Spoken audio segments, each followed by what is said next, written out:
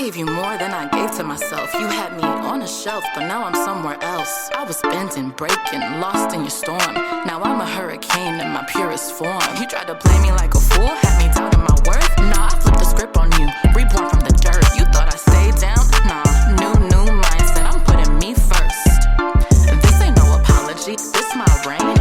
No more bowing down, I'm done with the games. Toxic love, no, I broke that spell. I'm the villain in your story, I wrote you hell. Messy goddess, fierce, wild, unleashed, untamed, not mild. Messy goddess, feel the fire in my eyes. No chains hold me, I cut all ties. Messy goddess, wild. Welcome to the Mediocre Black Women Podcast, the space where we side-eye perfectionism, embrace our humanity, and laugh through the chaos. Girl, trust me, you're in the right place. Hey y'all, I'm Thea, your host here at the Mediocre Black Women Podcast. I've spent over a decade working in tech, leading learning and development projects, developing content for executives, and running corporate and consumer podcasts. So yeah, I'm highly qualified and just an all-around baddie. Let's keep it real. But here's the thing. I've spent my whole life as a high achiever, doing the most and still hitting those walls that we know too well, being overlooked, underestimated, and overworked. Like my C++ work is somebody else's A++. And don't even get me started on having my ideas being taken or being spoken over in meetings. What really pushed me to start this show, though, was Kamala's loss in the election. It triggered something deep in me and in so many other high-achieving Black women I know.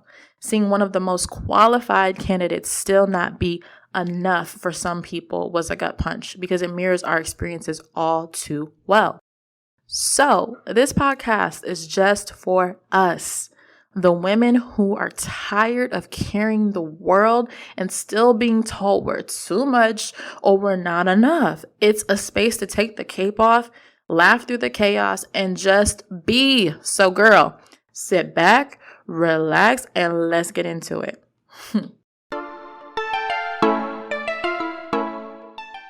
Y'all, what is up? Okay, I have to tell you guys, I'll tell you a little secret before we get into the episode. I am breaking my own rules today around podcasting. My podcast mentor in the very beginning told me, don't re-record episodes because then you just lose some of the magic of the original episode. And I am sitting here re-recording this episode, and I have, mind you, put out like so many different podcasts. I've co-hosted. I even have a corporate one that I host at my job. And I seem to notice that I overthink the mediocre Black woman so much. And I think it's because I just care so much about the message, this podcast, and all of our stories and our journeys, because I know how deeply personal, how hard some of the things have been that we are encountering and that we're dealing with. And, I just want to get it right. And it's so funny. It's like, what does getting it right even mean? Getting it right is getting it authentic, and so I'm trying to remind myself of that. I even caught myself on Substack writing super academic posts. And I was like, girl, if you don't write like you're talking to somebody, like you having a conversation, because you want connection, you don't want to be teaching, you want connection. And so trying to remind myself and ground myself in that. So anyway, I have re-recorded this episode a few times now. And I was just like, girl, if you don't just send it to Michelle, that's my podcast digital assistant, and stop playing. So, before we get into this, I have to shout out Michelle, my podcast digital assistant, because she believes in this vision. She's hustling to get these bonus episodes out because we weren't even going to put out a bonus episode this month. So this one right here is a bonus one for y'all. You're welcome. And she agreed, and it's like, okay, we can get this out. We can get this out by Monday. We got this, And so, girl, I appreciate you. It's not unnoticed, and I just thank you for believing and, rocking with me. So thank you for that. Okay, y'all. sis, pull up a chair, because we need to have what my grandma would say is a come to Jesus moment on this MLK Day, aka our inauguration day. I just find it funny that this year MLK Day and Inauguration Day fall on the same day. Doesn't happen all the time, but I find the universe to be funny as heck, man. The universe got jokes.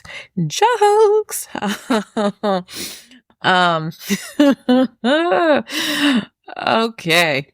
So I'm gonna leave that there for you guys. So pull up a chair. We're gonna talk today. I'm gonna tell y'all a story. But before I do that, if you're anything like me, you love a good story, but your brain is always searching for the point. I had this friend that would tell me these elaborate stories, right? And I was sitting there listening, trying to, because my brain actively is looking at how to put the pieces together sometimes. And I actually have to really actively work to not jump 30 steps ahead or work to like try to figure out or enumerate what they're going to say. This is why I think I really like mysteries and crime, because puzzle pieces, right? I can put them together and I can like be like, oh yeah, I knew it was so-and-so who did it, Anyway, so if you're anything like me and your brain works the way that your brain works, I'm going to tell you the point now. And then we'll get into the details for my people who need the play-by-play. All right. Because sometimes I need that too. So the point of this episode is that we need to unify and let go of these old ways of thinking and behaving that keep us from truly supporting each other. Things like envy, suspicion, and unnecessary competition. They're not natural to us and they're holding us back. The truth is, we're community-oriented people. We've always been stronger together. And it's time we start moving like it. Period. So let me back up now for my people who like the juicy details, okay? This all started with me deciding to delete Facebook and Instagram and TikTok from my phone. I needed a break, y'all. I was spending way too much time being consumed and honestly being the product. And people were watching, but it didn't feel like real connection. So here's some background for you. If you don't know, which a lot of people don't, my degree was actually in communications with an emphasis in social media and mass media. I studied this stuff for breakfast, for lunch, okay. Anyway, I studied this, not new to this. I'm true to this. Okay. That's enough.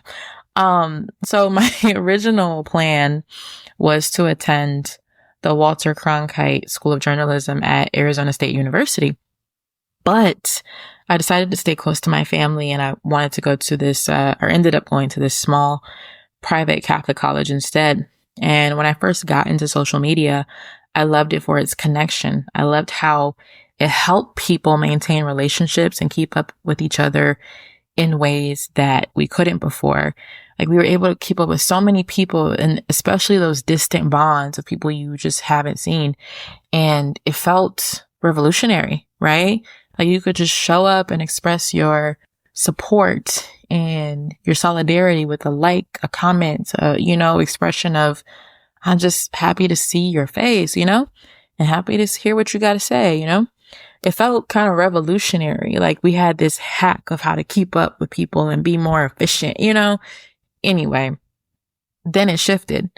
It became this endless scroll designed to keep you locked in and not really necessarily connecting. So one of my friends actually said it's like crack. And I was like, that's not too far off because, I grew up in Inglewood, always up to no good. But I saw things like that and, how it pulled people in, how it drained them, how it left them lifeless and empty. And social media in its own way started to feel just as toxic. I mean, not as toxic as crack, y'all, but like pretty toxic, I'm laughing to keep from crying because it's for real. It's a real thing that, went through our communities. So anyway, when I transitioned off of those traditional platforms and joined Substack, everything changed. for the first time in years, I felt this peace. My nervous system was calm, and I reconnected with my love for writing. As a kid, I was that girl who had a notebook all the time. Composition notebook, y'all. Actually, I found one of my composition notebooks from when I was in middle school. Oh my God. And I was reading some of my old poems. I was like, you sad lover girl. So anyway, as a kid, the girl who loved to write poetry, stories, songs, you name it. And as an adult, I've always been a journaler too. And actually, the theme song of this podcast, that's me rapping. If you didn't know, now you know. The song's called Messiatis. I'll throw it in the show notes for y'all. Go listen. But I love to write. And Substack brought me back to that love. I started making real connections, reading thoughtful content, and marveling at how beautifully people express themselves, myself included. Now, let me be clear. I'm not above it all. I played into the social media game too, chopping up my thoughts and ideas to fit a 90-second clip. It's draining. It was draining. But for years, I believed the lie that you can't have a thriving business or platform without it. That's how deep the addiction goes. It's highly addictive. And I'm like, people did fine without social media before the businesses. Like, come on, we got this, you know? But for years, I just believed that lie. So eventually, I started thinking about deleting my profiles altogether. I was like, what if I got rid of this, like, for good, and deleted my information and everything off of there? And if I'm honest, it scared me. I kind of felt like, what if I missed out on something, you know? Then I saw this post on Substack about Meta shutting down its DEI program. DEI stands for Diversity, Equity, Inclusion. Some companies will also call it DEIB, Diversity, Equity, Inclusion, and Belonging. Meta was shutting down its DEI program. I wasn't surprised because I contracted at Meta back when it was Facebook in 2 different roles. So I knew what it was. I'll just leave it at that. So when I found out that they were also not only ending DEI programs there, that they were also ending fact checking and other speech rules in the US, that was my sign it was time to go. Okay. It was time to exit stage left, honey, because this is leading nowhere good. It's dangerous. That is dangerous behavior. I think that is reckless behavior. So I've deleted almost all of my Instagram accounts. There's one that I can't seem to delete. I don't know if y'all go through this too, but I logged in and it asked to send me a code. And I asked it to send me a code to my phone, and the code never comes, y'all. The code still ain't came. It's been a day now later. I'm trying to figure out how I'm going to delete that account. But once I can get that Instagram account deleted, then I'm also deleting my Facebook account and I'll be done. But I deleted my primary Instagrams, the ones that housed my businesses and everything. I was just like, you know what? Gotta go, gotta leave. Please don't make it hard for me. Okay, that was my Vivian Green moment. Okay, y'all, this is how my brain works. I hope y'all are keeping up. But anyway, so I'm almost done with all my accounts. But before I could log off of Instagram for good, so when I went to go log in to delete everything, something happened that brought me to today's topic. So here's where we get into the juicy bits and things start to make sense, with my message in the beginning to where we are now. So when I logged in to prepare to delete my account, I saw a message from someone I hadn't spoken to in a while. So here's the tea. I met this woman at an Afrotech conference back in 2022. We hit it off, and later I featured on her Instagram live on her platform. And I even started a group of Black female entrepreneurs where I would leverage my network of experts to come in and teach us things week over week to help us grow our businesses. And it was fun, but the group eventually disbanded because, you know, we all get busy and just sometimes can't keep up with that demand. So I did stay in touch with some of the members, not all of them, but out of the blue, this woman I'm talking about messaged me and said, well, she sent me a link to my own podcast, The Mediocre Black Woman. And then she said that this seems similar to my platform and what I interviewed you about. Very interesting. What is the inspiration? I was like, side eye. So let me tell y'all something. That was not, I wouldn't define that as genuine curiosity. Genuine curiosity to me sounds like, hey, I'm curious about your new project. Can you tell me more? This was giving accusation. And I was like, sis, if you wanted to talk, there are better ways to do it, honey. And I'm so proud of myself for making that assessment, because past me, and sometimes I still do it, but past me goes through this rationalizing process. I know that not everybody prescribes to astrology, but I do. I'm a Capricorn sun, Aries rising, Libra moon. Capricorn sun, Aries rising, two tough ass signs, right? Boss signs. My Libra moon, however, beautiful sign, but there's this like balancing of wanting to be fair. And sometimes in that quest of me trying to be fair, I ignore my better judgment about things. So I was really proud of myself that I came to this conclusion faster than I normally would. You know, I always wanted to be fair, but people don't think about fairness when it comes to me oftentimes. So not saying that we have to do what other people do to us, but I am learning to trust my intuition the first time, you know, in a lot of situations. Sometimes I'm wrong. This is true, but I am learning to trust myself a little bit more.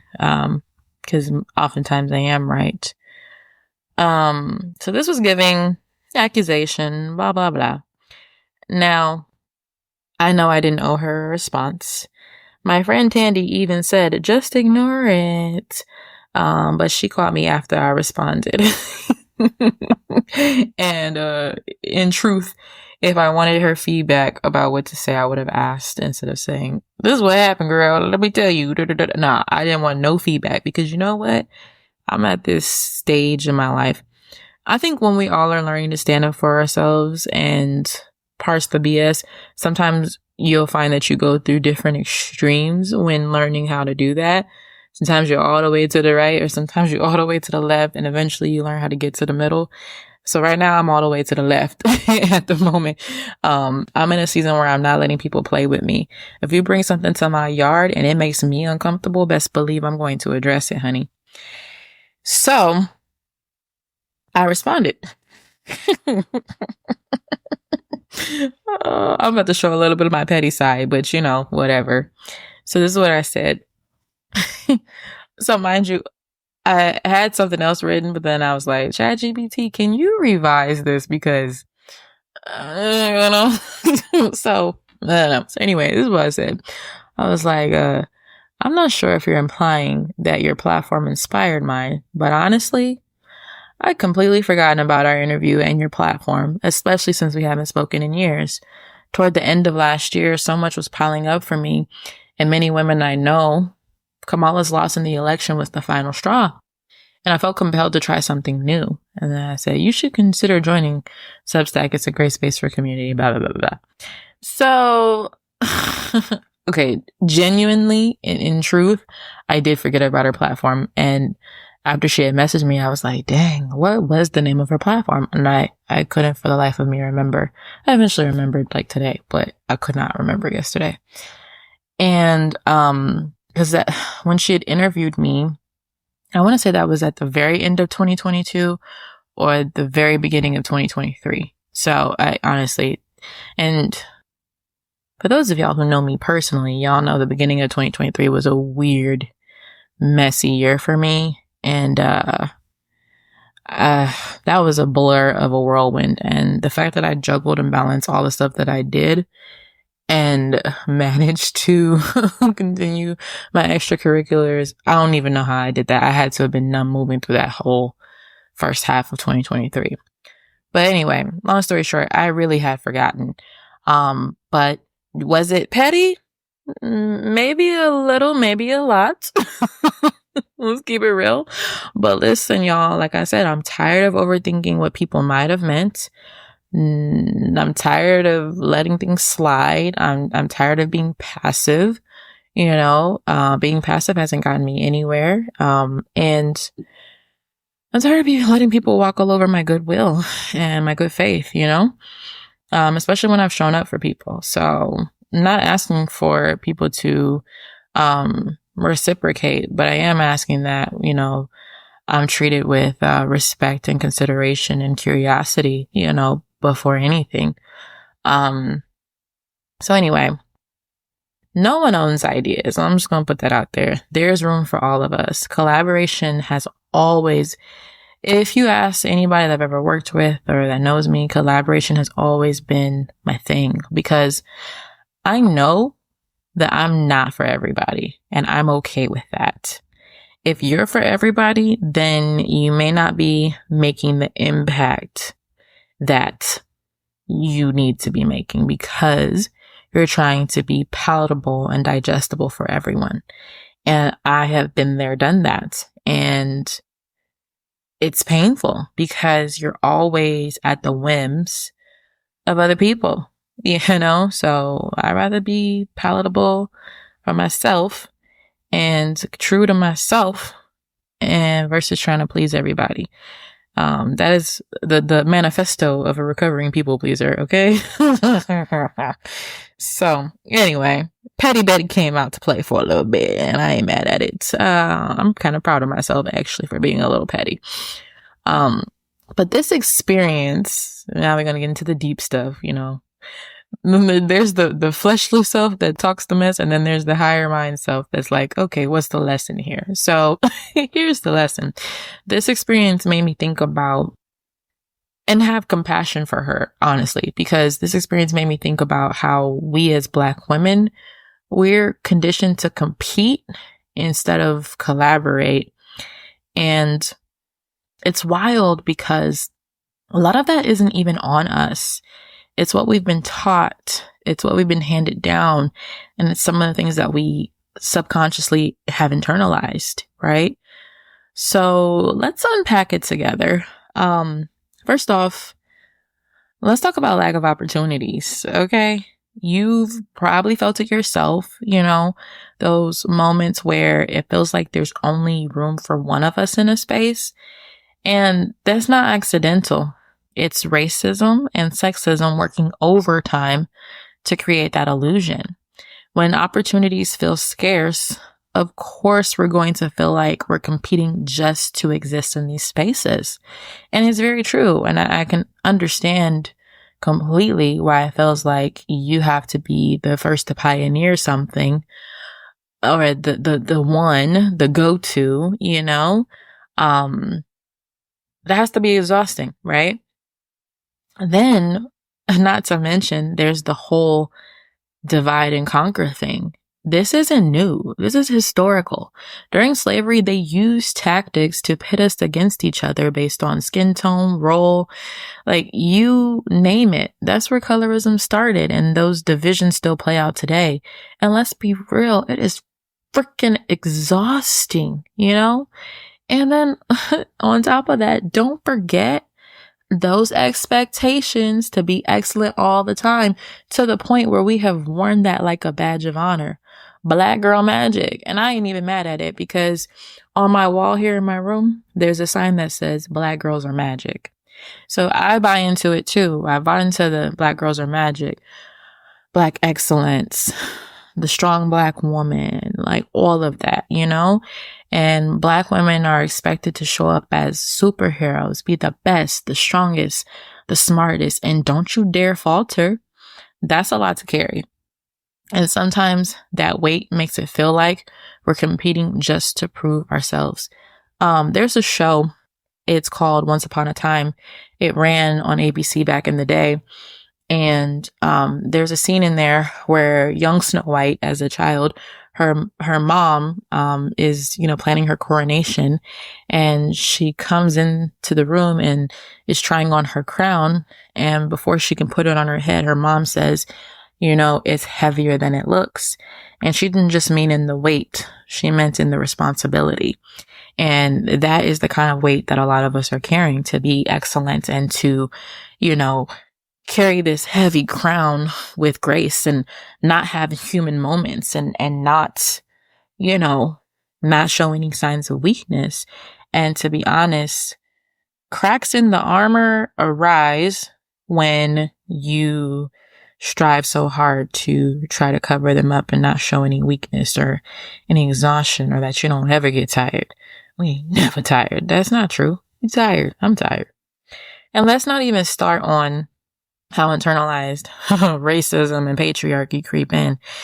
It's like we've been conditioned to look sideways at each other instead of linking arms. We're harder on each other than we need to be because we've been told that someone else's behavior reflects on all of us. A few episodes in the future, there's an episode where I talk about this Black female boss that I worked for and the intense, often fraught dynamic that we had, to the point where I actually quit my job on the spot, which I've never done before. But I had it, y'all. I had it.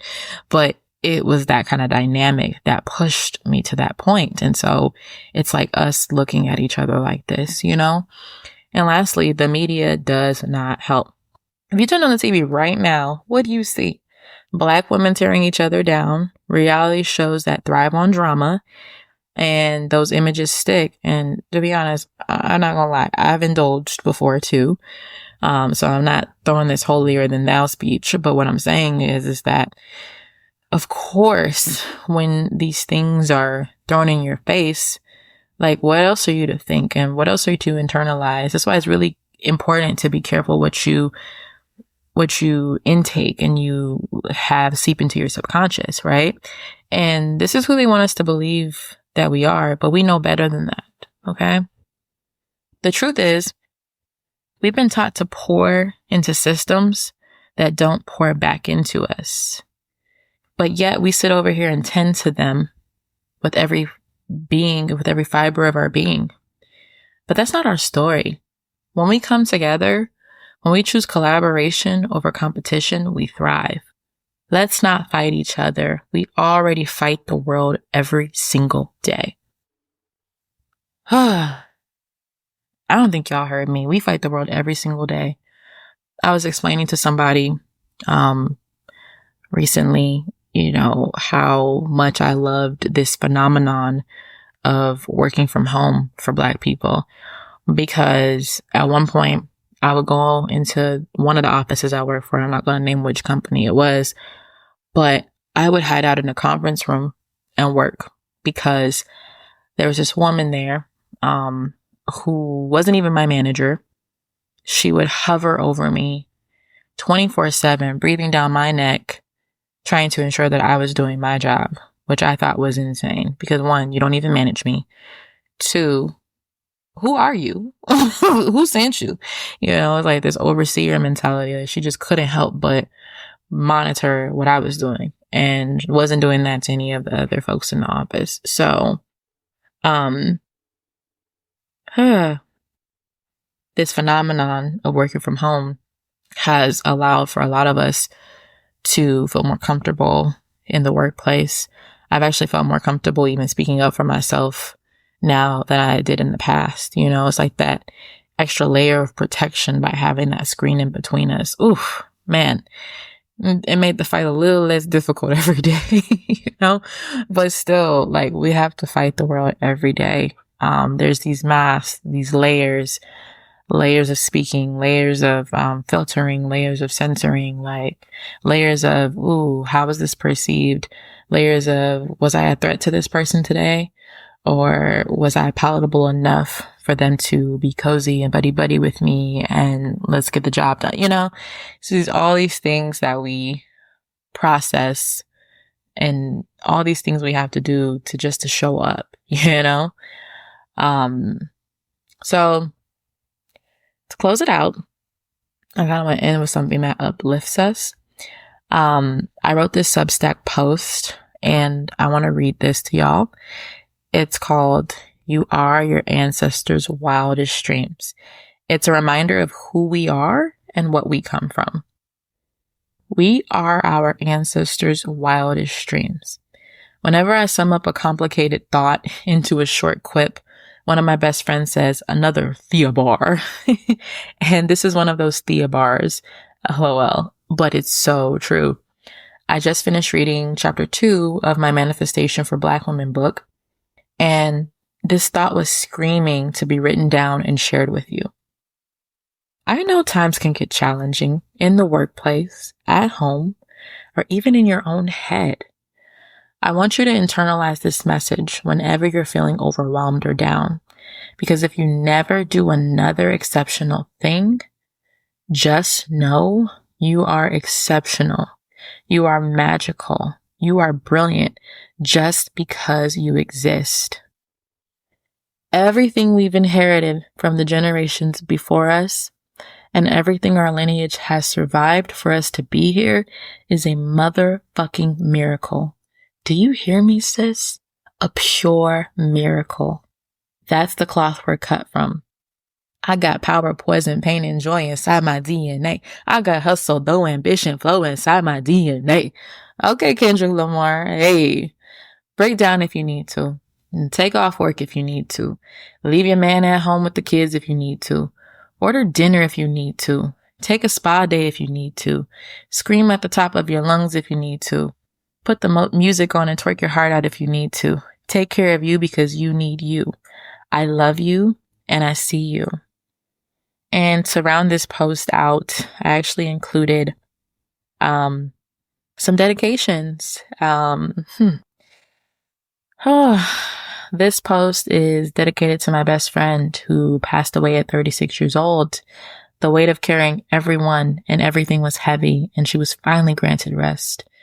This post is also dedicated to my mother, who passed away at 45 years old. She suffered in silence relationally, but held it together like a goddess until she couldn't hold it together anymore and was gifted rest. Sis, we need you. You need you. Take care of you. Thank you for attending my inauguration today. And I hope that from this day forward, you will embrace collaboration over competition. You will embrace curiosity versus accusation and assumptions. You will assume positive intent until you are proven otherwise, you know? You will pull your sister in closer, tighter, and be with her and uplift her as you too are uplifted. All right, sis. That's it for today. Thanks for listening to the Mediocre Black Woman podcast. Remember your magic even on your messiest days. Don't forget to share this with your bestie and tell them to share it with their bestie too. See you next time. Take it easy and take care. Bye.